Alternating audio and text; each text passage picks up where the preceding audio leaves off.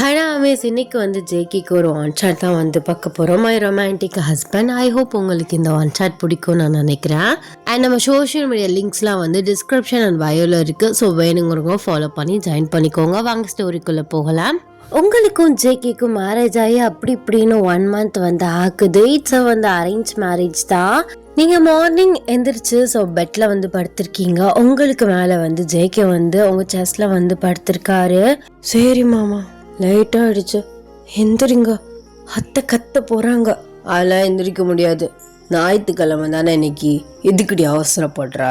நான் அவசரப்படுறேன்னா, ஞாயிற்றுக்கிழமையாக இருந்தாலும் காலைல பிரேக்ஃபாஸ்ட் சாப்பிட்ணும்ல, எந்திரிங்க அப்படின்னு வந்து ஜேகேவை புஷ் பண்ணிட்டு நீங்கள் எந்திரிக்கிறீங்க. அவர் வந்து மரவங்களை வந்து படுக்க வைக்கிறாரு.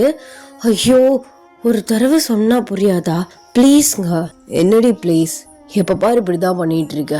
ஆமாம், உங்களுக்கு ஆஃபீஸ் டைமாக இருந்தாலும் நீங்கள் இப்படி தான் பண்ணிகிட்டு இருக்கீங்க. நைட்லாம் பண்ணது பத்தாதா? எந்திரிக்க விடுங்கங்க, நீங்கள் தூங்குங்க, நான் காஃபி போட்டுட்டு வர்றேன். அதெல்லாம் ஒன்றும் வேணாம், எனக்கு காஃபியே வேணாம். காஃபி போடுற டைம் என் கூட இரு போதும். ஐயோ மாமா ப்ளீஸ், அத்தை திட்டுவாங்க மாமா, அப்புறம் ரொம்ப கத்த ஆரம்பிச்சிருவாங்க. ஆனால் அவங்க திட்டுறாங்களோ இல்லையடி, நீ இதே சொல்லி எப்போ பாரு தப்பிச்சிட்டு இருக்க. ஒரு நாள் ஸ்ட்ரைட்டு எங்கள் அம்மா கிட்டே கேட்குறேன், ஏம்மா அவள் லேட்டாக வந்திருக்கிறது உனக்கு எதுவும் பிரச்சனையானு? அப்படி இல்லை சார், உங்கள் ரொமான்ஸ்க்கு ஒரு அளவே இல்லாமல் போயிட்டுருக்கு. நேரங்கட்ட நேரத்துலலாம் ரொமான்ஸ் வருது.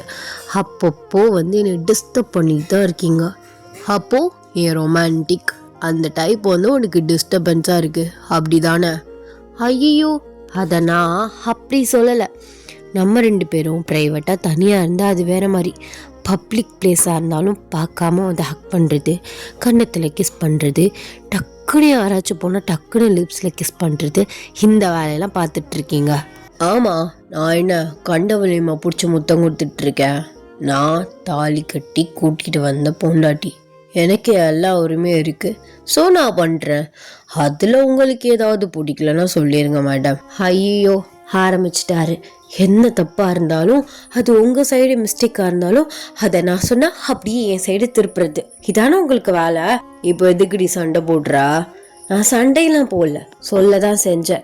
சரி, நீங்கள் படுத்து ரெஸ்ட் எடுங்க. சண்டே அதுமா தான் வீட்டில் இருக்கீங்க, நான் போய் காஃபி போட்டு எடுத்துகிட்டு வரேன் அப்படின்னு சொல்லிட்டு நீங்கள் வந்து குளிச்சுட்டு ரூமை விட்டு வெளியில் வர்றீங்க. ஜேகே வந்து உட்காந்து மொபைல்ஸ் வந்து யூஸ் பண்ணிகிட்ருக்காரு. உங்களை நான் என்ன சொன்னேன்? தூங்க தானே சொன்னேன். சண்டே அதுமா நல்லா தூங்குங்கன்னு சொன்னால் உட்காந்து ஃபோன் பார்த்துட்ருக்கீங்க. மேடம்க்கு நான் என்ன பண்ணாலும் குத்தம், ஒன்று பண்ணலனாலும் குத்தம், ஒன்று பண்ணாலும் குத்தம். என்ன தாண்டி பிரச்சனை உனக்கு? காலையிலே பைத்தியம் ஆயிட்டியா?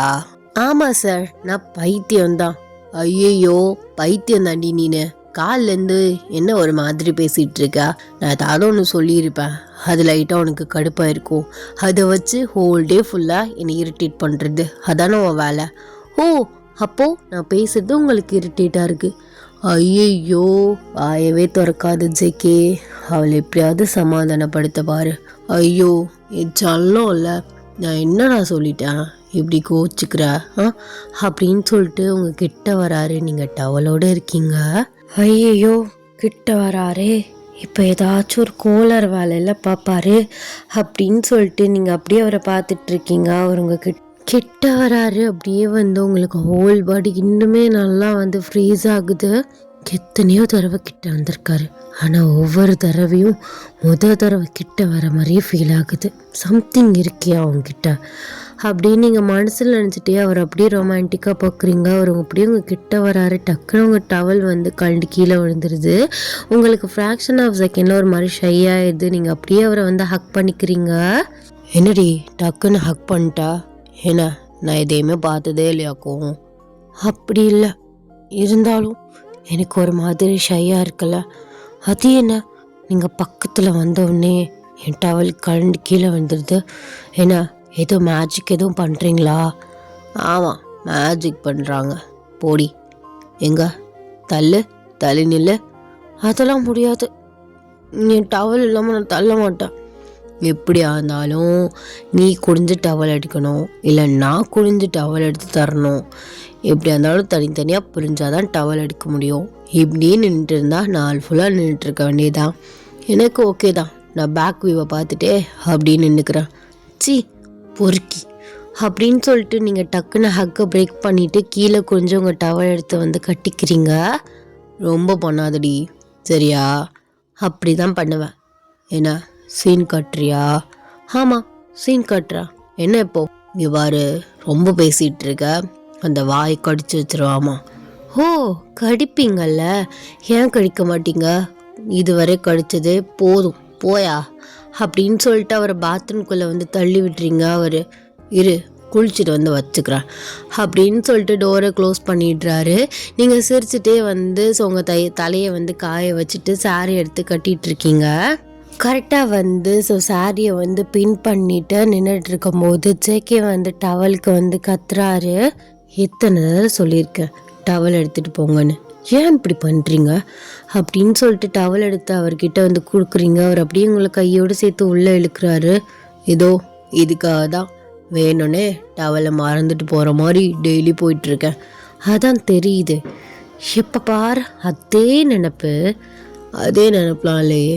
பொண்டாட்டி கூட ஜாலியாக இருக்கணும், சிரிச்சுட்டே இருக்கணும், அவளை வெக்கப்பட வச்சுக்கிட்டே இருக்கணும். அப்போ தான் அவளுமே ஹாப்பியாக இருப்பாள். எப்போ பாரு சொங்கி மாதிரி பேசிகிட்டு இருந்தா அவளுக்கு ஒரு மாதிரி எரிச்சலாக வராது. அதுதான் மற்ற புருஷன் மாதிரி இல்லாமல் உன்னை தனியாக ஸ்பெஷலாக ட்ரீட் பண்ணுறேன். எல்லாரும் கல்யாணம் ஆன ஃபஸ்ட்டு 3 மாதம் இந்த மாதிரி தான் இருப்பாங்க. அதுக்கப்புறம் சி இவளா அப்படிங்கிற மாதிரி ஆகிடும். அதுக்கப்புறம் கண்டிக்க கூட மாட்டீங்க. அதே மாதிரி தானே நடக்க போகுது என் கதையும். கல்யாணம் ஆகி 1 மாதம் தானே ஆகுது, அதான் என் பின்னாடி இப்படி சுற்றிட்டுருக்கீங்க சார் அப்படின்னு நீங்கள் அவரை பார்த்து சொல்கிறீங்க. அப்போல்லாம் அவர் சொல்கிறாரு, எல்லோரும் மாதிரி என்னை நினச்சியா? நம்ம கல்யாணம் ஆகி 1 வருஷம் ஆனாலும் சரி, 10 வருஷம் ஆனாலும் சரி, ஏன் 20 வருஷம் ஆனாலுமே சரி, நான் அப்படி தான் இருப்பேன். சரிங்க மிஸ்டர் ஜேகே, நான் பார்க்க தானே போகிறேன். சாரோட பிஹேவியர்ஸ் எப்படி ஃப்ராக்ஷன் ஆஃப் செகண்டில் 6 மந்த்ஸ்க்குள்ளே மாறப்போகுதுன்னு இப்போ இப்படி பேசிகிட்டு இருக்கேன். அதுக்கப்புறம் டவல் சீக்கிரம் எடுத்துருவா அப்படின்னு சொல்லிட்டு ஒர்க் ப்ரெஷர்லேயே ஏதோ ஒரு பிரச்சனை டக்குன்னு பிடுங்கிட்டு போயிடுவீங்க. அதுக்கப்புறம் நான் ப்ரெக்னென்ட் ஆகிட்டா அந்த 10 மந்த்ஸ் நீ தாங்குவீங்க. புள்ள பிறந்தா அந்த 3 மந்த்ஸ் நீ தாங்குவீங்க. அதுக்கப்புறமும் புள்ள தான் பெருசாக இருக்கும், என்னை கண்டுக்கவே மாட்டான். இதான் நடக்க போகுது. சரிடி பொண்டாட்டி, பொறுமையாகவே இருந்து பாரு. இப்போ என்ன சொன்னாலும் நீ இல்லை, நீ அப்படி தான் பண்ணுவ அப்படின்னு அடமெண்ட்டாக தான் பேசிகிட்டு இருப்ப. நடக்கும்போது பாரு அப்படின்னு சொல்லிட்டு அப்படியே உங்கள் கிட்ட வராரு. நீங்கள் பின்னாடியே போயிட்டு அப்படியே அந்த பாத்ரூமோட வாலில் வந்து ஹிட் ஆகுறீங்க. சும்மாரியா, வேலை இருக்குது, வேண்டாம், மரக்குளிக்க வச்சிடாத ப்ளீஸ். அப்பெல்லாம் விட்டுற மாட்டேன், சும்மா ஒரே ஒரு மொத்தம் அப்படின்னு உங்கள் பக்கத்தில் வந்து அப்படியே உங்கள் நெக்கை வந்து ஸ்லோவாக கிஸ் பண்ணுறாரு. நீங்கள் கண்ண மூடிய அவரோட கிஸ்ஸை வந்து ஃபீல் பண்ணுறீங்க. என் புருஷன் ரொம்ப மோசம், சொன்னாலும் கேட்கவே மாட்டான். சில பேருக்குலாம் ரொமான்டிக்காக இருக்கிறது பிரச்சனையாக இருக்குது, சில பேருக்கு அவர் ரொமான்டிக்காக இல்லாதது தான் பிரச்சனையாக இருக்குது. எனக்கு என்ன சொல்கிறேன்னே தெரியல. என்ஜாய் பண்ணுறியா இல்லையா? அப்புறம் நடி அப்படின்னு சொல்லிட்டு உங்கள் ஹிப்பை வந்து டைட்டாக வந்து ப்ரெஸ் பண்ணுறாரு. நீங்கள் லைட்டாக கத்த வரீங்க. கத்திராத, பாத்ரூமில் இருக்கும், அப்படியே எக்கோ அடிக்கும். கத்திராதனா நீ கையை வச்சுக்கிட்டு சும்மா இருக்கணும். டவல் கொடுக்க வந்த எண்ணெயை பிடிச்சி அமுக்கிட்டு இருக்க. ப்ளீஸ் மாமா, 7 மணிக்கு மேலே ஆயிடுச்சு, நான் போகிறேனே. அதெல்லாம் வேண்டாம், இரு குளிச்சுட்டு போகலாம். அப்போ இன்னும் நீ குளிச்சு முடிக்கலையா என்ன? பாதியோடு இருக்க. போர்சனுக்கு சோப்பு தேய்ச்சி விட்டு குளிக்க வச்சுட்டு நீயும் சேர்ந்து குளிச்சுட்டு நம்ம 2 பேரும் ஒன்றா போகலாம். ஐயோ, நான் தலைக்கு குளிச்சுட்டேன், திரும்ப திரும்ப குளிச்சா தலையில் வச்சுக்கிறோமாம்மா. எனக்கு அலர்ஜி இருக்குன்னு உனக்கு தெரியும்ல, அப்புறம் ஏன் இப்படி பண்ணுறான்? உன்னை யார் அவ்வளோ சீக்கிரம் அவசரப்பட்டு போய் எந்திரிச்சு குளிக்க சொன்னா?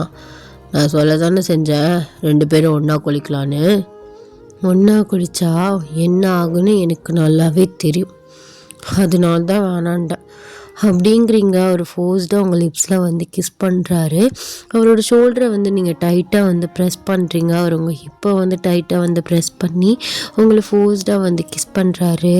அப்படியே அவரோட கை வந்து உங்கள் பாடி ஃபுல்லாக வந்து மசாஜ் ஆகுது. அப்படியே உங்கள் செஸ்ட் கிட்ட வராரு. நீங்கள் அவர் அப்படியே வந்து தட்டி விட்டுறீங்க.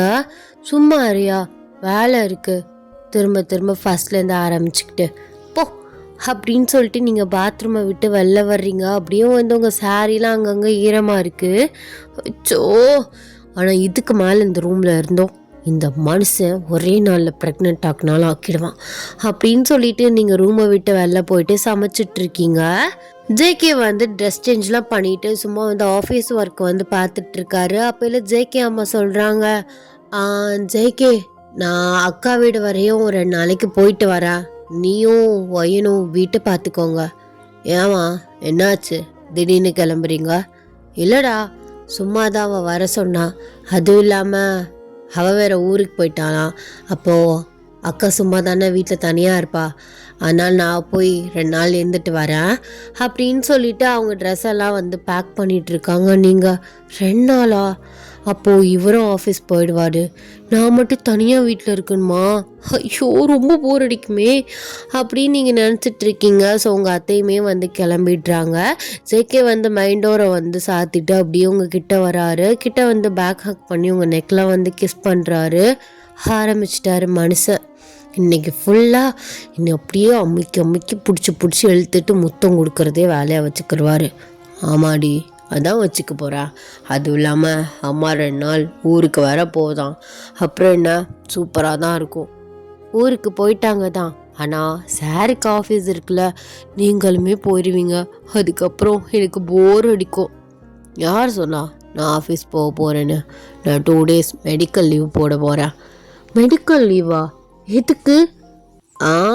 உங்கூட இருக்கிறதுக்கு. என் ஒய்ஃப்க்கு முடியல அப்படி இப்படின்னு சொல்லிட்டு மெடிக்கல் லீவ் கேட்க போகிறேன். உன் கூட டைம் ஸ்பெண்ட் பண்ண போகிறேன். யாங்க இப்படிலாம் பொய் சொல்லி லீவ் போடணுமா? நீ தானே ஃபீல் பண்ண தனியாக இருக்கணும், என்ன பண்ண போறேன்னு தெரியல அப்படி இப்படின்னு. அதான் நான் கூட இருக்கேன்ல, சும்மா ஜாலியாக போகும். இல்லை வேண்டாம், நீங்கள் கூட இருந்தீங்கன்னு வச்சுக்கோங்களேன், எனக்கு கூட கொஞ்சம் பாடி பெயின் தான் வரும். வேணாம் நீங்கள் ஆஃபீஸே போங்க, அதெல்லாம் உன் பேச்செல்லாம் இதில் கேட்க முடியாது போடி அப்படின்னு சொல்லிட்டு உங்களை அப்படியே வந்து அவர் சைடு வந்து இழுக்கிறாரு. ஆரம்பிச்சிட்டாரு மனுஷன். இன்னுமே 2 days வீட்டில் சமைக்கவே வேண்டாம், நம்ம வெளில போய் சாப்பிட்டுக்கலாம், இல்லை வெளில போயிட்டு நான் வாங்கிட்டு வரேன். 2 days நல்லா ரெஸ்டடு. ரெஸ்ட்டு தானே, உங்ககிட்ட தானே, தாராளமாக எடுக்கலாம் அப்படின்னு அவரை பார்க்குறீங்க. அவர் உங்கள் லிப்ஸி குறுகுன்னு பார்த்துட்ருக்காரு.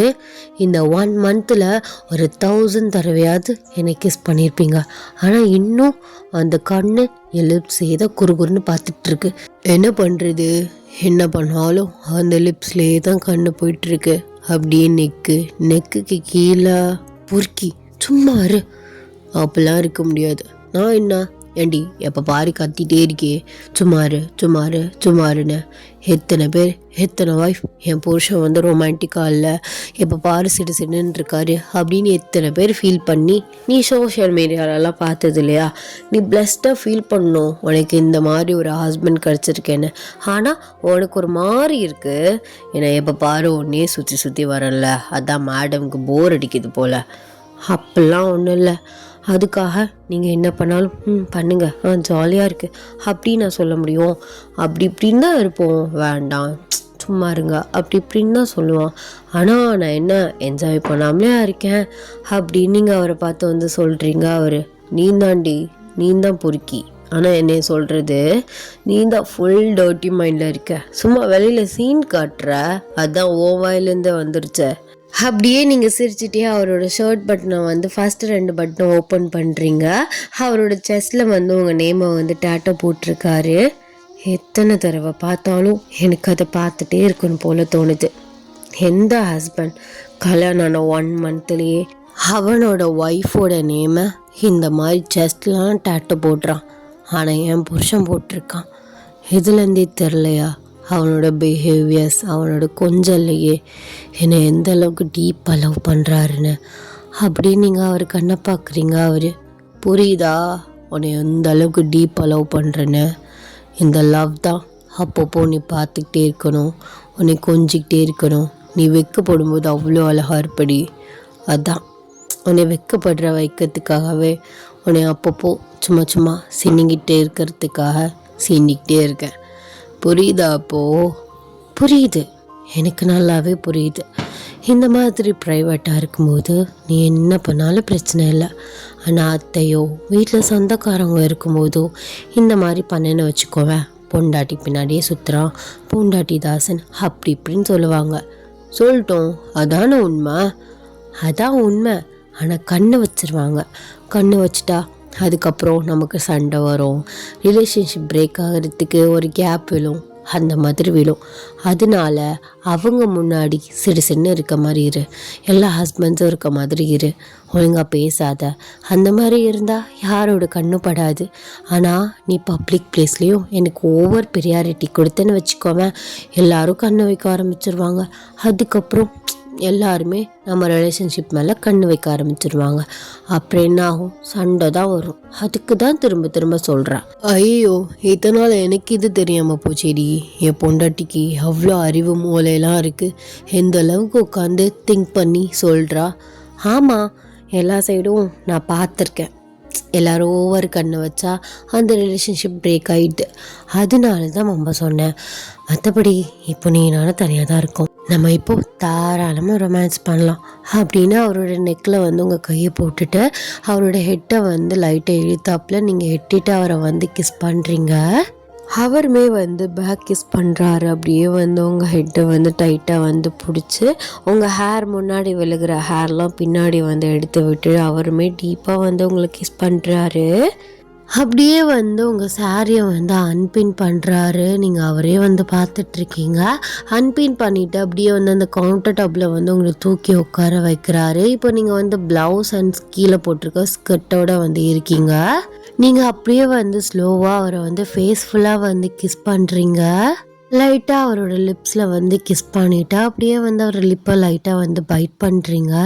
அவர் உங்களே வந்து பார்த்துட்ருக்காரு. சரி ஓயன், மேரேஜ் ஆகி 1 month ஆயிடுச்சு, குழந்தை பெற்றுக்கலாமா? இப்போவே வா, ஒரு 1 yearக்கு அப்புறம் பெற்றுக்கலாமே. இந்த 1 year ஃபுல்லாக நல்லா ஊரை சுற்றலாம், நல்லா நிறையா ரொமான்ஸ் பண்ணலாம், அதுக்கப்புறம் பாப்பா பெற்றுக்குவோமே. அப்படிங்களா மேடம்? உங்கள் கட்டிடப்படியே நடக்கட்டும். ஆனால் என்ன, ஒவ்வொரு டைமும் ப்ரொடெக்ஷன் எடுத்து மாட்டிகிட்டு இருக்க, ரொம்ப கஷ்டமாக இருக்குடி. கஷ்டப்படுங்க, அதுக்கப்புறம் நல்லா தானே இருக்கீங்க, அப்போது அதுக்கான கஷ்டத்தை கண்டிப்பாக அனுபவிக்கலாம். சொல்லுவேன், நல்லா சொல்லுவேன், பேசுவடி, நீ நல்லா பேசுவ, நல்லா பேச தெரிஞ்சிருக்கு. நான்லாம் கல்யாணம் ஆன புதுசில் ஐயோயோ என் பொண்டாட்டிக்கு ஒன்றுமே தெரியாது, ரொம்ப இன்னசென்ட்டாக இருக்கா, பேசையில் வாய்ஸ் கூட வெளில வர மாட்டேங்குதே, காற்று மட்டும் தான் வெளில வருதே அப்படின்னு ஒன்று தப்பாக இட போட்டேன்னு நினைக்கிறேன். அது எல்லாரும் அப்படி தான் ஸ்டார்டிங்கில் இருப்பாங்க. ஸ்டார்டிங்கில் இப்படி பேச வருமா என்ன, அப்பையில் நம்ம ஹஸ்பண்ட் அப்படின்னு ஒன்று தான் இருக்கும். அதுக்கப்புறம் போக அவங்க கூட கம்ஃபர்ட் ஆகி அவங்க கூட க்ளோஸ் ஆனதுக்கப்புறம் தான் எங்களோட வாயெல்லாம் வந்து ஸ்டார்ட் ஆகும். அந்த மாதிரி ஸ்டார்ட் ஆகிருக்கு. அதுக்காக ரொம்ப பேசாதீங்கங்க. ஆனால் உனக்கு இந்த மூக்கு மேலே வர கோவம் மட்டும் எங்கிட்டு இருந்து தான் வருதுன்னு தெரிலடி. பேசிகிட்டு இருந்தாப்லேயே டக்குன்னு வந்துடுது. அதெல்லாம் அப்படி தான். என்னை ஏதாவது சொல்லிகிட்டே இருக்கிறது உங்கள் பார்ட் டைமாக பண்ணிகிட்டு இருக்கீங்க. ஒரு பார்ட் டைம் என்னை ஏதாவது ஒன்று சொல்லி டென்ஷன் ஆக்குறது, இன்னொன்று என்னை ஏதாவது பண்ணி உடம்பு வலி வர வைக்கிறது, இந்த வேலையை பார்த்துட்ருக்கீங்க. ஆமாம், ஆக்சுவலாக அது பார்ட் டைம் இல்லைம்மா, ஃபுல் டைம் ஜாப்பு அப்படிங்கிறாரு. நீங்கள் அவரை பார்க்குறீங்க, அவர் உங்களை பார்க்குறாரு. சரி, ஃபுல் டைமை ஸ்டார்ட் பண்ணலாமா? உடனே வா, நைட்டு தானே பண்ணிங்க, எப்போ பாரு அத்தை நடப்பு. ரொமான்ஸ்லாம் என்னன்னு தெரியுமா? பெட் இல்லை, சும்மா கிஸ் பண்ணுறது, டச் பண்ணுறது, இதுதான் ரொமான்ஸ். அதையும் நீங்கள் பண்ணிகிட்ருங்க சார். மற்றபடி உடனே அவனை அங்கே போகாதீங்க. நான் அதை சொல்லவே இல்லையே. நான் நீங்கள் சொன்ன மாதிரி டச் பண்ணுறது, கிஸ் பண்ணுறது, இந்த ரொமான்ஸை தான் சொன்னேன். உனக்கு தாண்டி நினைப்ப அங்கே போகுது. இல்லை, நீ மாற்றி பேசுகிறான், நீ அதை தான் சொன்ன, நான் அதை சொல்லவே இல்லை.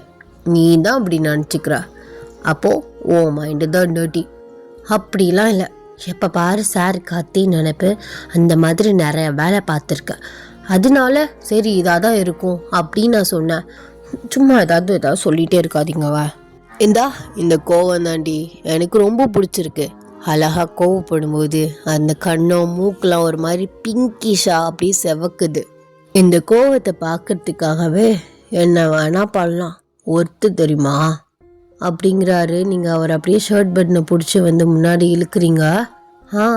ஒர்த்து தான். நான் பண்ணுற சின்ன விஷயத்துலேருந்து பெரிய விஷயம் வரையும் நான் பேசுகிறது ஏன் இப்படி ஐஸை பிளிங்க் பண்ணுறத கூட ரசித்து தான் பேசிகிட்ருக்கீங்க. அது எனக்கு ரொம்ப பிடிச்சிருக்கு. லவ் யூ ஸோ மச் அப்படின்னு சொல்லிட்டு அவரோட மூக்கில் வந்து கிஸ் பண்ணுறீங்க. பிடிச்சிருக்கா? நீ ஹாப்பியாக இருடி, அது போதும் எனக்கு. எப்போதும் சந்தோஷமாக சிரித்த முகமாக இருக்கணும். அதான் என்னோடய ஆசை. உன்னை எப்போதுமே அழுக வைக்காமல் உன்னை சந்தோஷமாக பார்த்துக்கணும். அது ஒன்று தான் என்னோடய 24 ஹார்ஸ்லேயும் என்னோடய மைண்டில் ஓடிட்டே இருக்க ஒரு விஷயம். என் பொண்டாட்டி எப்போதுமே சிரிச்சுக்கிட்டு அவளோட புருஷன் ஜங்கு கூட அவள் சந்தோஷமாக இருக்கணும். ஜங்குக்கான நான் உன்னைய நல்லபடியாக பார்த்துக்கணும். உனக்கு பிடிச்சத உடனே வாங்கி கொடுக்கணும். உனக்கு பிடிச்சத உடனே பண்ணணும். என் புருஷன் என்னை எப்படி வச்சுருக்கான் தெரியுமா அப்படின்னு நீ எல்லார்கிட்டேயும் என்னை பெருமையாக சொல்லணும்னா அதுக்கு நான் ஏதாவது பண்ணணும்ல. அதான் என்னோடய அத்தை, என்னோடய மாமனார் எல்லாருமே உங்கள் சைலேருந்து எல்லாருமே என் பொண்ணு எவ்வளோ சந்தோஷமாக இருக்கா, என் மாப்பிள்ளை அப்படி பார்த்துக்கிறாரு அப்படின்னு சொல்லணும்டி. கண்டிப்பாக சொல்லுவாங்க. இப்போ கூட சொல்லிட்டு தான் இருக்காங்க. நான் எப்போதுமே எங்கள் அம்மா கிட்டே சொல்லுவேன், நான் சந்தோஷமாக இருக்கேம்மா, என்னை பற்றி நீ எதுவுமே கவலைப்படாதானே. அப்போன்னு எங்கள் அம்மா என்ன கேட்பாங்கண்ணா, ஏண்டி ஏதாவது பிரச்சனையா, வாய்ஸில் எதுவும் கண்டுபிடிச்சிருவேன்னு இந்த மாதிரி போய் சொல்கிறியான்னு. அப்போலாம் சொல்லுவேன், அப்பெல்லாம் இல்லைம்மா, என் புருஷன் என்னை உள்ளங்கையில் வச்சு தாங்குறாரு அப்படின்னு நான் சொல்லுவேன். எங்கள் அம்மா அவ்வளோ சந்தோஷமாக பேசிட்டு வைப்பாங்க தெரியுமா. தெரியும்டி, அடிக்கடி பார்த்துருக்கேன் அப்படின்னு சொல்லிட்டு உங்கள் நெக்கில் வந்து கிஸ் பண்ணுறாரு. நீங்கள் மூச்சை வந்து ரொம்பவே ஸ்ட்ராங்காக விட்டுறீங்க. போதுங்க, கிச்சன்லலாம் எதுவும் பண்ணக்கூடாது. அப்போவா ஹாலுக்கு போவோம். ஐயோ இன்னும் சாப்பிடல நீங்கள். அதான் சாப்பிட தான் போகிறேன். நான் என்னையே சொல்ல, நான் பிரேக்ஃபாஸ்ட்டு சொன்னேன். அது நீ சாப்பிட வேண்டிய பிரேக்ஃபாஸ்ட். என்னோடய பிரேக்ஃபாஸ்ட் நீ தான்.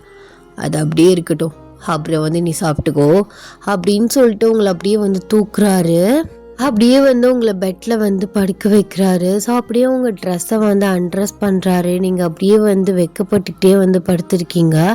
ஐயோ வெக்கப்பட்டே நீ சாய்க்கிறாளே, உன் பாடி கூட நீ சாய்க்கல தெரியுமா. இது வரைக்கும் உன்னோட வெக்கம், உன்னோட சிரிப்பு, ஒரு மாதிரி கண்ணடிப்பை பற்றி அடி பா, அதெல்லாம் என்னால் சொல்லவே முடியாது அப்படின்னு சொல்லிவிட்டு அவரோட ஷர்ட்டை வந்து ரிமூவ் பண்ணிவிட்டு அப்படியே வந்து உங்கள் மேலே வந்து படுக்கிறாரு. அப்படியே வந்து ஓனால் வந்து இமேஜினேஷன் பண்ணிக்கோங்க. இந்த அளவுக்கு பேசுகிறதே பெரிய விஷயம். ஆஃப்டர் 1 hour 2 பேரும் பெட்ஷீட்குள்ளே ட்ரெஸ்ஸே இல்லாமல் படுத்துருக்கீங்க. அவர் உங்கள் செஸ்டில் வந்து படுத்துட்டு சும்மா வந்து உங்களை நோண்டிகிட்ருக்காரு. சும்மா இருங்கங்க, கையை வச்சுக்கிட்டு சும்மாவே இருக்கிறது இல்லையே, எதுக்குள்ளையாவது ஏதாவது ஒன்று பண்ணிக்கிட்டு. என்னடி எனக்கு ஒரு மாதிரி போர் அடிக்குதா பார்த்தியா, நான் 3 மாதம் கழித்து தான் சொன்னேன், இப்போவே சாருக்கு போர் அடிக்குது. ஐயா நான் அதை சொல்ல, மேட்ரெலாம் பண்ணி முடிச்சாச்சு, சும்மா தானே படுத்திருக்கோம், அதுக்கப்புறம் என்ன பண்ணலான்னு யோசிச்சுட்ருக்கேன். சமாளிக்காத, நீ எதோ சொன்னே எனக்கு தெரியும் பாரு, போர் அடிச்சிச்சு சாருக்கு. ஐஷா அழுக்கிறியா? இல்லை அழுக்க போகிறேன். பொடி கிறுக்குச்சி, என்ன சொன்னாலும் எதுலேருந்தாவது கூத்தத்தை எடுத்துகிட்டு வந்து சண்டை போடுறதே இவன் வந்து வேலையாக வச்சுருக்கா. சரி ஏதாவது மூவி பார்க்கலாமா, இல்லை எங்கேயாவது வெளில போகுமா? எதுக்கு வெளில போகணும், வெயில் அதிகமாக இருக்குது, நான்லாம் வெளிலலாம் வரமாட்டேன், எனக்கு பசிக்குது ஜேகே அப்படிங்கிறீங்க. அவரு ஆமாம்ல, என் பொண்டாட்டிக்கு பசிக்கும்ல, மணி 11 ஆச்சு, சரி வா அப்படின்னு சொல்லிட்டு அவர் வந்து உங்களுக்கு வந்து அவரோட ஷர்ட்டை போட்டுட்டு அவர் வந்து அவரோட ஷார்ட்ஸை வந்து போட்டுட்டு உங்களை வந்து கூட்டிகிட்டு வந்து போகிறாரு.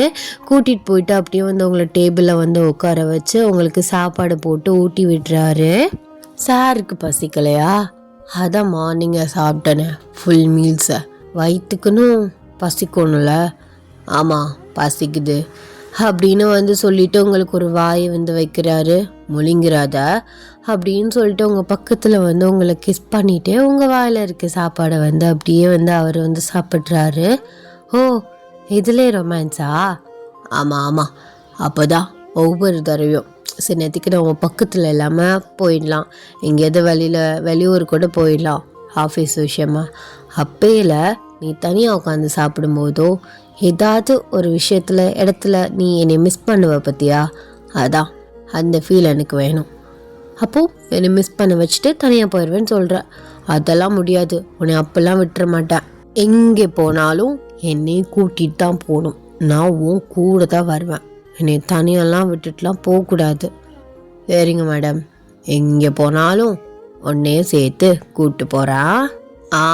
அது அப்படின்னு சொல்லிட்டு 2 பேருமே வந்து சாப்பிட்டுட்டு நீங்கள் 2 பேருமே சேர்த்துமே வந்து பாத்திரத்தை வந்து கழுவி வச்சுக்கிறீங்க. இப்படியே வந்து ஹாப்பியாக வந்து ஒரு 1 மந்த் வந்து போகுது. ஸோ 2 பேருமே ஜாலியாக வந்து உங்கள் லைஃப்பை வந்து லீட் பண்ணிக்கிட்டு இருக்கீங்க.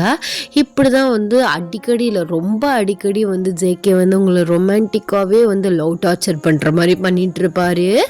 ஒன் ஃபைன் டே நீங்கள் வந்து மார்னிங்கே எழுந்திரிச்சிட்டு ஸோ தலை வந்து குளிச்சுட்டு வெஜிடபிள்ஸ் வந்து கட் பண்ணிகிட்டு இருக்கீங்க சமைக்கிறதுக்காக. அப்போலாம் வந்து உங்களுக்கு ஒரு மாதிரி வாமிட் வர மாதிரி இருக்குது. இது என்ன, காலையிலே வாமிட் வர மாதிரி இருக்குது, ஒருவேளை அல்சராக இருக்குவா அப்படின்னு சொல்லிட்டு நீங்கள் வாயில் கை வச்சுட்டே இருக்கீங்க. ஸோ கடைசியாக வந்து உங்களுக்கு வாமிட்டே வந்து வந்துருச்சு. ஸோ நீங்கள் வந்து டக்குன்னு ஹாஸ்பிட்டலில் போய் வாமிட் வந்து பண்ணுறீங்க. ஜேகேக்கு நீங்கள் வாமிட் பண்ணவும் அவருக்கு ஒரு மாதிரி பயம் வந்துருச்சு. ஸோ அவருமே நெத்தியை பிடிச்சிட்டு உங்களுக்கு ஹெல்ப் பண்ணுறாரு. அப்படியே உங்களுக்கு லைட்டாக வந்து தலை சுற்றுது, உங்களை அப்படியே வந்து தூக்கிட்டு வந்து சோஃபாவில் வந்து உட்கார வைக்கிறாரு. என்னடி ஆச்சு? மார்னிங்கு வாமிட் பண்ணுற, காய்ச்சல் எதுவும் அடிக்குதா, முடியலையா, தலை குளிக்கிறது ஒத்துக்க மாட்டேங்குதா என்ன? ஐயோ அப்படிலாம் இல்லைங்க, அதெல்லாம் ஒன்றும் இல்லை, நல்லா தான் இருக்கேன். அல்சர் மாதிரி இருக்குன்னு நினைக்கிறேன். அப்படிலாம் இல்லை, அல்சருக்கு இப்பெல்லாம் வாமிட்லாம் வராது, எனக்கு என்னமோ பயமாக இருக்குது, வா ஹாஸ்பிட்டல் போயிட்டு வந்துடலாம். இல்லைங்க நல்லா தான் இருக்கேன் அப்படின்னு சொல்லிட்டு இருக்கேலே உங்கள் அத்தை ரூம்லேருந்து வெளில வர்றாங்க. ஏண்டா என்ன ஆச்சு? என்னன்னு தெரிலம்மா, மார்னிங் எந்திரிச்சோடனே வாமிட் பண்ணிட்டா சமைச்சிட்டு இருக்கும் போதே. வாடி ஹாஸ்பிட்டல் போகலான்னா வரமாட்றா. என்னடா சொல்கிற, வாமிட் பண்ணிட்டாளா அப்படின்னு சொல்லிட்டு உங்கள் பக்கத்தில் வந்து உட்காந்துட்டு உங்கள் கையை வந்து பிடிச்சி பார்க்குறாங்க. ஐயோ அத்தை அப்பெல்லாம் இருக்க வாய்ப்பே இல்லை அப்படின்னு சொல்கிறீங்க. சொல்லிட்டு இருக்கே ஜேகேயை வந்து பார்க்குறீங்க. ஜேகே உங்களையும் அவங்க அம்மாவையும் வந்து மாறி மாறி வந்து பார்க்குறாரு. டக்குன்னு வந்து உங்களை வந்து ஃபேஸ் ஃபுல்லாக வந்து கிஸ் பண்ணிவிட்டு, ஐயோ என் மருமக நல்ல செய்தியாக கொண்டு வந்திருக்கா அப்படின்னு சொல்லிட்டு உங்களையும் ஜேகேயும் பார்க்குறாங்க. உங்களுக்கு ஒன்றுமே புரியல. இல்லைம்மா அப்படி இருக்க வாய்ப்பே இல்லை, டாக்டர்கிட்ட செக் பண்ணிவிட்டு எதா இருந்தாலும் பார்த்துக்கலாம். அப்படிலாம் இல்லைடா, நான் தான் எங்கள் அக்காவுக்கு அப்புறம் என் பொண்ணுக்கு எல்லாருக்கும் நான் தான் நாடி பிடிச்சி பார்த்து சொல்லியிருக்கேன், நீ ப்ரெக்னெண்ட்டாக இருக்க. ஐயோ என் மகனே அப்படின்னு சொல்லிட்டு அவங்க மகனையும் வந்து கிஸ் பண்ணுறாங்க. நீங்கள் ஜேகேவை வந்து சடனாக திரும்பி பார்க்குறீங்க. அப்போல அவங்க சரி எதுக்கும் உங்கள் 2 பேருக்காக நம்ம ஃபேமிலி டாக்டர் அனிதாவை கால் பண்ணி வர சொல்கிறேன் அப்படின்னு சொல்லிட்டு அவங்க ஃபோன் எடுத்துகிட்டு வந்து போயிடுறாங்க. நீங்கள் ஜேகேவை பார்த்து, என்ன ஜேகே 1 இயருக்கு வாரம் தானே சொன்னேன். ஏய் சத்தியமாக எனக்குமே தெரிலடி, ஆனால் அம்மா சொன்னால் அது கரெக்டாக இருக்கும், ஒரு வேளை ப்ரொடெக்ஷன் கோளாறு பண்ணிச்சுன்னு நினைக்கிறேன். என்னடா, சரி பரவாயில்ல, எத்தனையோ பேருக்கு இந்த மாதிரி விஷயம்லாம் கிடைக்காம ட்ரீட்மெண்ட் மாத்திரன்னு ஓடிட்டுருக்கு, ஆனால் நமக்கு பற்றியா கடவுளாக கொடுத்துருக்காரு, இதை நம்ம ஏற்றுக்கிட்டு தான் ஆகணும். பொண்ணோ பையனோ, ஆனால் யாராக இருந்தாலும் இன்றைக்கு ஒன்றை மாதிரி இருக்கணும். அப்படிங்க எனக்கு ஒன்றை மாதிரி ஒரு பாப்பா, பாப்பாவாக இருந்தாலும் ஒன்றை மாதிரி தான் எனக்கு வேணும். அதெல்லாம் முடியாது. ஐயோ சரிடி, எப்படியா இருந்தாலும் பரவாயில்ல, ட்வின்ஸாக இருந்தாலும் வசதியாக தான் இருக்கும். அசால்ட்டாக சொல்லுவீங்க, ட்வின்ஸை வளர்க்குறது ரொம்ப கஷ்டம். முதல்ல டாக்டர் வரட்டும், அதுக்கப்புறம் எதாக இருந்தாலும் பேசிக்கலாம். அப்புறம் நம்மளாம் ஓனாக எக்ஸ்பெக்டேஷன் வச்சுட்டு இது நார்மலான வாமிட்டிங்காக இருந்துச்சுன்னா கஷ்டமாக போய்டும்ல அப்படின்னு வந்து நீங்கள் சொல்கிறீங்க. ஜேகே வந்து உங்கள் ஃபோர்ஹெட்டில் கிஸ் பண்ணி, அப்படிலாம் எதுவும் இருக்காது, நல்ல விஷயமாக தான் இருக்கும் அப்படின்னு சொல்லிட்டு அப்படியே உங்கள் ஸ்லோவாக உங்கள் லிப்ஸ்லேயுமே லைட்டாக வந்து கிஸ் பண்ணுறாரு. என்ன நடந்தாலும் இந்த உலகமே அழிஞ்சாலும் இந்த முத்தம் கொடுக்குற பழக்கம் மட்டும் போகாதுல, அதெல்லாம் போகாது. இனிமேல் முத்தம் மட்டும்தான் கொடுக்க முடியும் அப்படின்னு சொல்லிட்டு சேடாக வந்து வேஸை வந்து வச்சுக்கிறாரு. நீங்கள் அவரை பார்த்து பொறுக்கி நீ நான் ஸ்டாப்பாக பண்ணி தான் என்னை ப்ரெக்னென்ட் ஆக்கிட்ட, பூடா முதல்ல எழுந்திரிச்சு அப்படின்னு சொல்லிட்டு அவரை லைட்டாக வந்து தள்ளி விட்டுறீங்க. அவர் சிரிச்சுட்டே வந்து உட்காந்துருக்காரு. கொஞ்ச நேரத்துலேயே டாக்டருமே வந்துடுறாங்க. அவங்க உங்களை கம்ப்ளீட்டாக வந்து செக் பண்ணுறாங்க. ஸோ உங்களை வந்து டெஸ்ட்டெலாம் வந்து பார்க்க சொல்கிறாங்க. நீங்களுமே ப்ரெக்னென்சி கிட்டில் வந்து டெஸ்ட்லாம் வந்து பார்க்குறீங்க. ஸோ 2 கோடுமே வந்து வருது. அது ஜேகே கிட்ட வந்து காட்டுறீங்க. அவருக்கு ரொம்பவே ஹாப்பியாக இருக்குது. நீங்கள் ப்ரெக்னெண்ட்டாக இருக்கீங்க அப்படின்னு சொல்லிட்டு டாக்டருமே வந்து கன்ஃபார்ம் பண்ணிடுறாங்க. எல்லாருமே சொந்தக்காரங்க எல்லாருமே வர்றாங்க. ஸோ நிறைய பேர் உங்களுக்கு வாயில் ஸ்வீட்ஸ்லாம் வந்து வச்சு விடுறாங்க. எல்லாருமே வந்து போயிடுறாங்க. நீங்கள் ஜேகேயோட லேப்பில் வந்து படுத்திருக்கீங்க உங்கள் ரூமில். கடைசியில் என்னோடய ரொமான்டிக் ஹஸ்பண்டுக்கு ஒரு பாப்பா வரப்போகுது. இனிமே ஒரு 10 மந்த்ஸுக்கு 9 மந்த்ஸுக்கு சும்மா இருப்பான். யார் சொன்னால் சும்மா இருப்பான்னு? அதெல்லாம் எல்லாமே இடையில பண்ணிட்டு தான் இருப்பேன். ஆனால் என் செல்ல பேபிக்கு 2 பேபிஸ்க்கும் ஹர்ட் ஆகாத மாதிரி. ஆனால் ஒரு நாளைக்கு எப்படியும் ஒரு 4 தடவையாவது கிஸ் பண்ணிடுவேண்டி. ஆனால் என்ன கொஞ்சம் உன்னைய மிஸ் பண்ணுவேன்னு நினைக்கிறேன். நீங்கள் அவரை பார்த்து சிரிச்சுட்டே எந்திரிச்சு உட்காடுறீங்க. ஆனால் இத்தனை நாளாக நான் ரொம்ப பிளெஸ்டாக ஃபீல் பண்ண தெரியுமா, என் புருஷனை எப்படி பார்த்துக்கிறாருன்னு. ஆனால் இன்னைக்கு காலையில் அந்த பயம், லவ், கேர் அந்த 3ஐயும் கண்ணில் பார்த்தேன் ஜேகே. நான் ஒரே ஒரு வாமிட் தான் எடுத்தேன். எனக்கு ஃபேஸ் ஒரு மாதிரி சுருங்கி போயிடுச்சு. கவலையிலையும் காதல்லையும் அப்படியே கண்ணு ஃபுல்லாக நிறைஞ்சிருந்தது. ஒரு வாமிட்டுக்கே நீ பயந்துட்ட. அந்த ப்ரெக்னென்சி தாட்டு கூட உனக்கு வரல. என்னாச்சு, முடியலையா? இல்லை அடிக்கடி டெய்லி தலை குளிக்கிறனால எதுவும் உனக்கு பிரச்சனையான்னு கேட்ட பற்றியா? அதான் நீ ரொம்ப லக்கி தெரியுமா, இந்த மாதிரி ஒரு ஃபேமிலி கிடைக்க. அண்ட் ஒன்று மாதிரி ஒரு ஹஸ்பண்ட் கிடைக்கிறதுக்கு நான் ரொம்ப லக்கி. இப்போ தான் நான் கம்ப்ளீட்டாக ஃபீல் பண்ணுறேன். இந்த பேபியை நம்ம 1 இயர் கிட்ட தள்ளி போட்டோம். ஆனால் கடவுள் 1 இயருக்குலாம் வேணாம், அது ரொம்ப லாங்குன்னு அவராக பார்த்து 3 மந்த்ஸில் கொடுத்துட்டாரு. இதுதான் கடவுளோட இது. கடவுளாக பார்த்து தான் ஒன்றையுமே என்கிட்ட கொண்டு வந்து சேர்த்துருக்காரு. அதே மாதிரி தான் நம்ம குழந்தை. இதையுமே நம்ம ரொம்ப கேரிங்காக பார்த்துக்கணும், ரொம்ப நல்லபடியாக வளர்க்கணும். பிறக்கிற வரைக்கும் எனக்கு அந்த ஒரு சின்ன பயம் இருந்துகிட்டே இருக்கும். நல்லபடியாக என் ஜேகே மாமாவோட குழந்தையை பெற்றெடுத்து இந்த குடும்பத்தில் அவளையும் வளர்த்து அப்படியே ஹாப்பியான ஃபேமிலி அந்த மாதிரி இருக்கணும் ஜேகே. கண்டிப்பாடி, சத்தியமாக கண்டிப்பாக நம்ம சந்தோஷமாக இருப்போம். கேர்ள் பேபி பிறந்துச்சுன்னா ஒரு 2 இயர்ஸில் அவளுக்கு துணையாக விளையாடுறதுக்கு ஒரு பாய் பேபி, அப்படி இல்லை பாய் பேபி பிறந்துச்சுன்னா அவன் கூட விளையாடுறதுக்கு ஒரு தங்கச்சி பாப்பா. ஓகே தானா? ஆனால் என்ன நடந்தாலும் உன் விஷயத்தில் நீ கரெக்டாக இருக்க மேன். ஆமாம், அப்போ நல்லா ஸ்ட்ராங்காக பொறுப்பாக இருந்தால் தானே ஃபேமிலி நல்லபடியாக ரன் ஆகும். ஒரு பிள்ளைக்கு ஒரு பிள்ளை கண்டிப்பாக தோணா வேணும் டார்லிங். போயா, இதையே நீ எப்படி பெற்றெடுக்க போகிறேன்னு தெரியல. எனக்கு இப்போவே பயம் வந்துருச்சு ப்ரெக்னென்சி டயத்தை நினச்சா. ஆனால் நீ அசால்ட்டாக பேசுகிற. 5 நிமிஷம் எங்கே, 9 மாதம் எங்கே? சரி விடுடி செல்லம்ல, அதான் மாமா பக்கத்தில் இருக்கேன்ல, உனக்கு எதுவும் ஆக விட மாட்டேன். நான் பக்கத்தில் இருந்தால் கண்டிப்பாக உனக்கு வலிக்காது, உன் கூடவே இருப்பேன். எனக்கு அதெல்லாம் பிரச்சனை இல்லை. ஒரு வாமிட் பண்ணதுக்கே என் புருஷன் அழுகிற ஸ்டேஜுக்கு போயிட்டாரு. இந்த ப்ரெக்னென்சி டயத்தில் அழுதுருவான்னு நினைக்கிறேன். கண்டிப்பாக அழுக வந்துடும். என் பொண்டாட்டியை அழுக விடாமல் சந்தோஷமாக பார்த்துக்கணுன்னு நான் நினச்சிட்ருக்கேன். ப்ரெக்னென்சி டயத்தில் கண்டிப்பாக பேபி வெளில வரும்போது அந்த வலி தாங்க முடியாமல் நீ அழுதுருவ. அதை பார்த்தா எனக்கு எவ்வளோ கஷ்டமாக இருக்கும். என் பொண்டாட்டி பாவம். என்னடா இப்போ கொஞ்ச நேரத்துக்கு முன்னாடி தான் செகண்ட் பேபிக்கெலாம் பிளான் பண்ணி சொல்லிட்டு இருந்தா, சடனாக டக்குன்னு பாவோன்ட்ட. ஆமாம், எனக்கு 2 சைடுமே யோசனையாக இருக்குது. சரி பார்த்துக்கலாம். இப்போது ஒரு கிஸ் மட்டும் பண்ணிக்கிட்டா. அது என்ன புதுசாக இப்போ பெர்மிஷன்லாம் கேட்குறீங்க? பெர்மிஷன் கேட்கல, வயிற்றில் பாப்பா இருக்குது, உனக்கு தான் தெரியும். உனக்கு அடிக்கடி மூச்சு கூட விட முடியாமல் இன்னும் போக 5 மந்த்ஸ் 6 மந்த்ஸில் தான் மூச்சு விடலாம் கொஞ்சம் கஷ்டமாக இருக்கும் மேவேராக இருந்தால். அப்போலலாம் நான் இந்த மாதிரிலாம் டக்கு டக்குன்னெலாம் பிடிச்சினா கிஸ் பண்ணிகிட்டு இருக்க மாட்டேன். ஏன்னா உனக்கு அது கஷ்டமாக ஹர்ட் ஆகும்ல, அதான். சி அப்போல்லாம் ஒன்றும் இல்லையா, இந்த மாதிரி பெர்மிஷன் கேட்குற வேலையெல்லாம் வச்சுக்காத, ஸ்டேஞ்சர் மாதிரி ஃபீல் ஆகுது எனக்கு.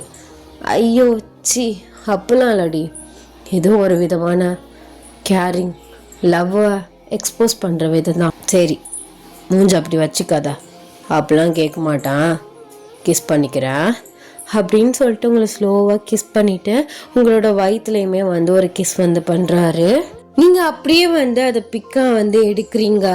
அப்படியே நீங்கள் திரும்பிட்டு ஸோ அவரை வந்து அப்படியே வந்து உங்களை ஸ்லோவாக பேக் ஹக் பண்ணி அப்படியே வந்து சாஞ்சு வந்து படுக்கிறாரு. நீங்களுமே அப்படியே வந்து கண்ணை மூடி வந்து படுக்கிறீங்க. டடா, happy ending. I'm really extremely சாரிடா, ஏதோ என்னமோ ஒளரி வச்சுருக்க மாதிரி தான் இருக்குது. ஆக்சுவலாக நான் புதுசாக வீடு ஷிஃப்ட் ஆகிட்டேன்னு சொல்லி எல்லாருக்குமே தெரியும். இந்த வீடுக்கு வந்து ரொம்ப குட்டி தான். கிச்சன் வந்து ஹால்லே வருது. இங்கே பக்கத்தில் வந்து கட்டடம் வேறு கட்டிகிட்டு இருக்காங்க.